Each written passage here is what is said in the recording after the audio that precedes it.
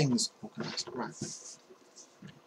Hi guys, welcome back. Today, as promised, I'm bringing you the review of, well, it's not really a review, it's more my thoughts of Charlaine Harris's Dead Until Dark, book 1 in the Sookie Stackhouse series, the Southern Vampire Mysteries, the True Blood series. I've never known a book to have so many different titles.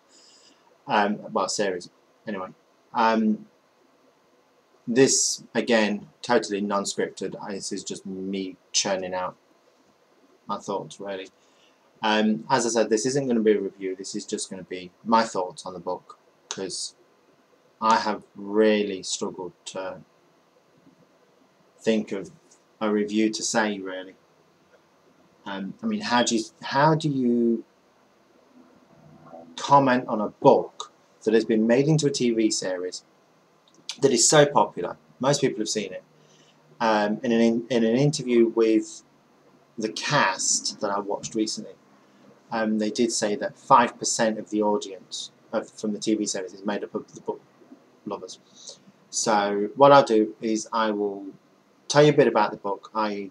the back, the number of pages, the publishers, that sort of stuff, and then I'll give my thoughts on it. So this is the description. If you haven't read the book, then you know there's no spoilers, because everything that's mentioned in the back happens in the book and is in the TV series. So here we go.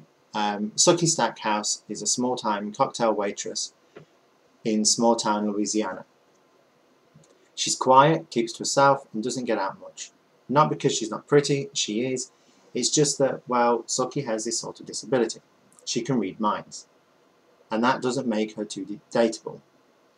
And then along comes Bill. He's tall, dark, and handsome, and Sookie can't hear a word he's thinking. He's exactly the type of guy she's been waiting for all her life. But Bill has a disability of his own. He's a vampire. Worse than that, he hangs out with a seriously creepy crowd with a reputation for trouble and of the murderous kind. And when one of Sookie's colleagues is killed, she begins to fear she'll be next. This is the mass market edition. This is the cover for the first series, and it was published in, this version was published in 2009 by Golanz, something like that. It's an imprint of Orion Publishing Group, anyway. And this edition is 326 pages. What can I say about it? I loved it. This series gets compared a lot to Twilight, and to be honest, I don't know why.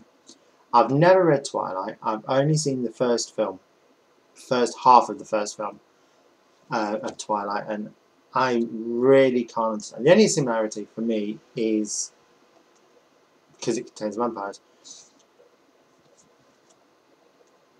Charlaine Harris created this book and this world, basically, of vampires that have been let out of the coffin, so to speak. They survived by taking a synthetic blood substitute called True Blood that was developed by the Japanese, and they are trying to coexist with humans.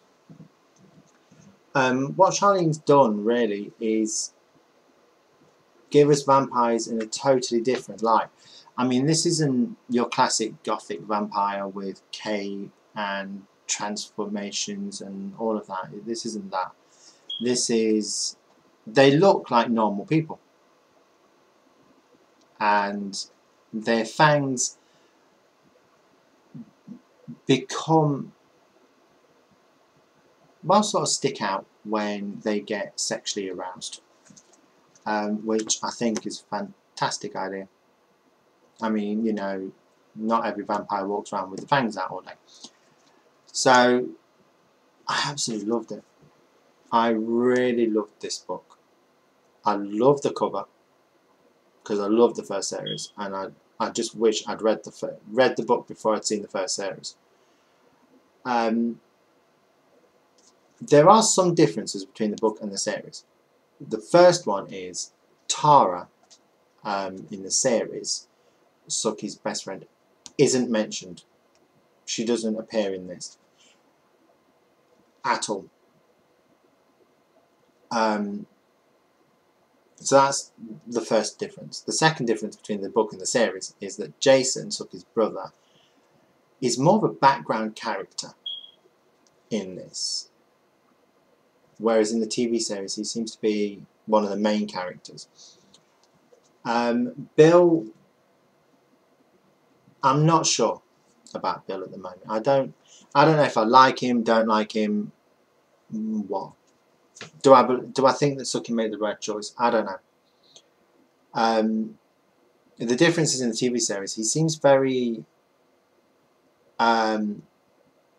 likable in the TV series. In this, I don't know. I can't quite put my finger on whether I actually like him or I don't. Eric, on the other hand, Eric Northman, I think he would have been a better choice for Sookie. Myself, personally. But I'm not going to go into the whole Team Eric, Team Bill stuff because that's just so Twilight. Fantastic book. I mean, when I was reading, I just couldn't stop. But I had to force myself to stop because I didn't want to rush through it, really. I apologise if this review, my thoughts, just makes no sense to anyone. It's really hard to review this book. Really hard. So yeah, that's pretty much my thoughts. Rating 4 out of 5, I would say. 4 out of 5, definitely. I recommend it, highly recommend it.